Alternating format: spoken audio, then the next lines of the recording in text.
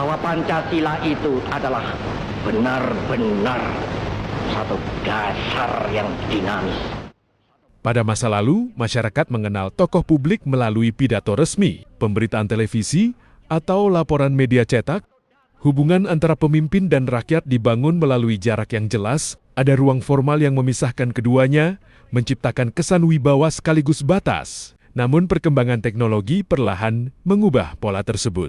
Hari ini, kepemimpinan tidak hanya hadir di gedung pemerintahan atau forum resmi, ia muncul di layar ponsel, di media sosial, dan dalam rekaman kehidupan sehari-hari yang dapat disaksikan oleh jutaan orang dalam waktu yang hampir bersamaan. Di tengah perubahan itu, muncul seorang figur dari Jawa Barat yang dikenal melalui pendekatan yang berbeda. Namanya Deddy Mulyadi. Seorang politisi yang dikenal luas bukan hanya karena jabatan yang pernah diembannya, tetapi karena cara ia membangun kedekatan dengan masyarakat melalui interaksi langsung yang kemudian dibagikan kepada publik.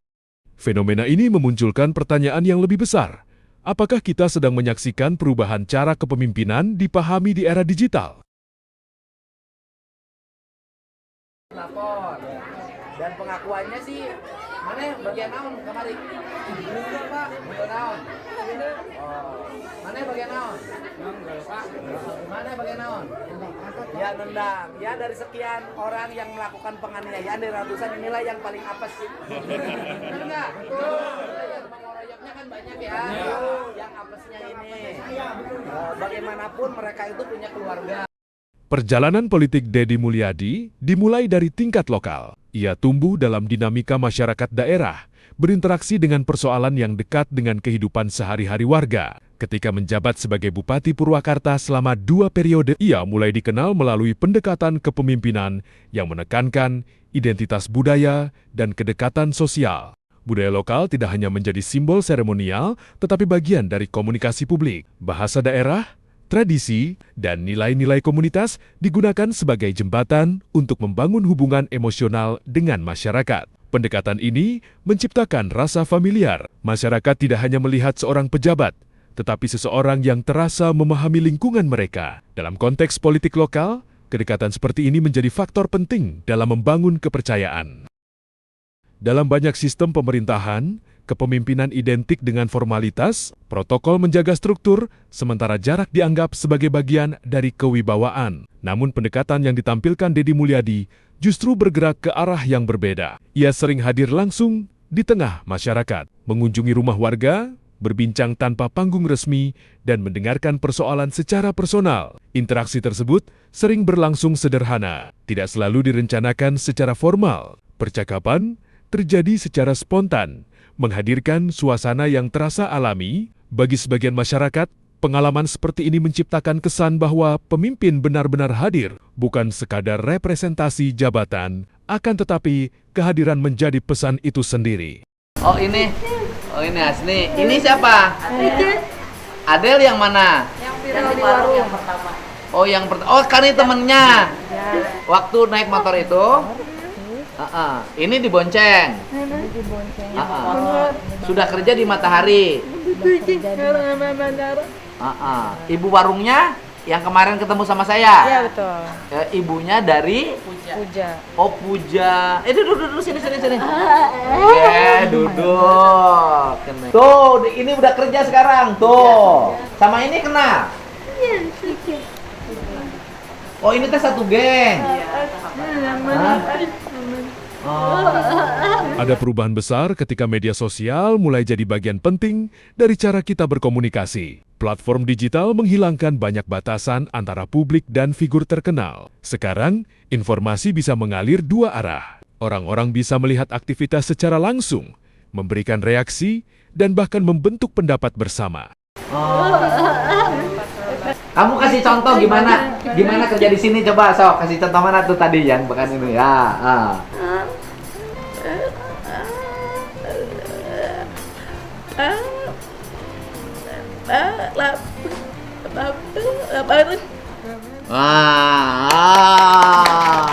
Udah punya pacar? Sebuah video sederhana bisa menjangkau jutaan orang tanpa harus melalui cara distribusi media tradisional. Disinilah pendekatan Deddy Mulyadi mendapatkan momen baru. Aktivitas yang dulunya lokal kini menjadi konsumsi di tingkat nasional. Obrolan ringan bisa berubah jadi cerita yang dibicarakan banyak orang. Interaksi pribadi kini menjadi tontonan yang dinikmati bersama. Media sosial bukan hanya alat untuk mencatat, tapi juga jadi ruang komunikasi yang dinamis. Udah punya pacar? Ya, Punya. Orang mana? orang Bandung. Oh, Bandung. Ganteng. Atletik juga. Baik. Oh, atletik. Sama Temennya? saya kerja di Papua kemarin Oh. terakhir. Suka ngasih duit nggak? Jarang. Tinggalkan. Klik. Aduh. Sibuk kerja. Oh, kerja. Suka ngasih duit nggak pacarnya? Suka. Tiap hari gitu. Menariknya, banyak video yang dibagikan mengikuti pola naratif yang serupa. Ada persoalan yang muncul, ada dialog antara individu, dan ada penyelesaian yang terjadi secara langsung. Struktur cerita seperti ini mudah dipahami dan secara alami menarik perhatian penonton. Manusia pada dasarnya terhubung dengan cerita. Ketika sebuah peristiwa disampaikan dalam bentuk narasi, penonton lebih mudah membangun keterlibatan emosional. Tiap hari gitu. Oh, tiap hari kasih duitnya. Suka ngasih duitnya pacarnya? Suka kasih. Oh, suka kasih. Oh, gitu ya. Seneng hari ini ketemu. Senang banget. Seneng banget. Pulang dapat 5 juta. Gimana nggak seneng? Kamu sama pacar suka bertengkar nggak? Dalam konteks media digital, keterlibatan ini menciptakan hubungan yang terasa personal meskipun terjadi melalui layar. Penonton tidak hanya melihat, tetapi ikut merasakan. Bagi banyak warga, pendekatan ini memberikan rasa diperhatikan. Baru. Oh, pacarannya baru. Oh, nanti juga bertengkar. Nah, ini sama. Aman. Ini Kehadiran seorang pemimpin yang terlihat mendengarkan secara langsung menciptakan persepsi kedekatan. Media sosial kemudian berfungsi sebagai jembatan komunikasi sosial. Kamera menjadi saksi sekaligus penghubung antara pengalaman individu dan perhatian publik yang lebih luas. ini Aman. aman. Kamu bertengkarnya sama siapa? Sama kucing ya? Kamu berantem sama siapa? Enggak ada. Nggak ada. Ini nanti udah kerja di Pemprov Jabar. Fenomena ini memperlihatkan perubahan ekspektasi masyarakat terhadap pemimpin. Kedekatan emosional kini menjadi faktor yang semakin penting dalam membangun legitimasi sosial. Namun, popularitas hampir selalu menghadirkan dua sisi. Sebagian masyarakat memuji pendekatan ini sebagai bentuk empati dan kepedulian sosial. Mereka melihatnya sebagai contoh kepemimpinan yang responsif terhadap Pemprov persoalan. Jabar mau punya pacar. Mau punya pacar. Belum tahu. Oh, belum tahu. Kalau ada yang naksir, tampan, kaya, mau nggak? Kalau ada yang suka, mau tidak. Oh, ada banyak. Aduh, banyak.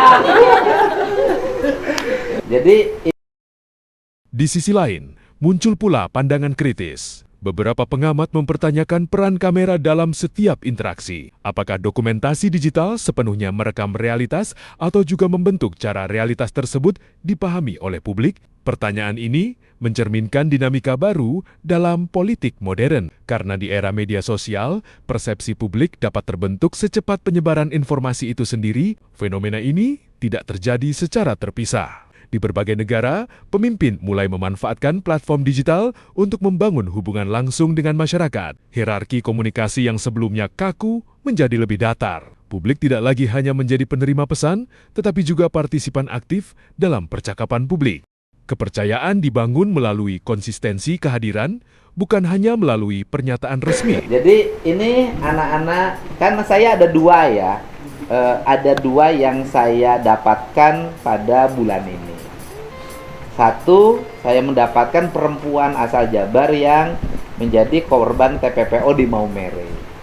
Kan itu artinya itu sisi gelap nasib perempuan di Jawa Barat, gitu loh. Sisi gelap yang harus diperbaiki, sisi gelap yang harus diperbaiki. Nah, sekarang saya menemukan lagi anak-anak muda cantik meskipun ada kekurangan tapi hebat, gitu loh. Jadi perempuan di Jawa Barat itu yang hebatnya juga banyak. Ini perempuan hebat semua. Iya. Makanya nanti kamu jangan salah milih pacar. Media sosial menciptakan ruang baru di mana politik, komunikasi, dan budaya populer saling bertemu. Transformasi ini menunjukkan bahwa kepemimpinan modern tidak hanya dinilai dari kebijakan besar, tetapi juga dari interaksi kecil yang terlihat manusiawi. Kehadiran sehari-hari menjadi bagian dari identitas publik seorang pemimpin. Di Jakarta, lomba apa? Renang antar apa? Nasional. Pelajar nasional. Oh, juara pelajar rasional renang. Iya. Berapa meter? Gaya apa saja? 3 nomor. Iya. Heeh. Waktu di Jakarta. Iya. 50 dada. 100. Iya, 100 dada. Sarang 50 kupu. Oh, jadi medali emas. Iya, 3 emas. Medali Iya. emas, 3 emas. Waduh, Jakarta emas. Terus satu lagi, Bekasi 2 emas. Bekasi 2 emas. Itu yang Jakarta tingkat nasional. Iya, nasional. Bekasi tingkat Bekasi Peparda. daerah, Jawa Barat. Iya. Cerita sederhana dapat memiliki dampak besar karena menghadirkan pengalaman yang relatable bagi masyarakat. Dalam konteks ini, figur seperti Deddy Mulyadi menjadi simbol perubahan cara komunikasi politik berlangsung. Ia berada di persimpangan antara politik tradisional dan budaya digital modern.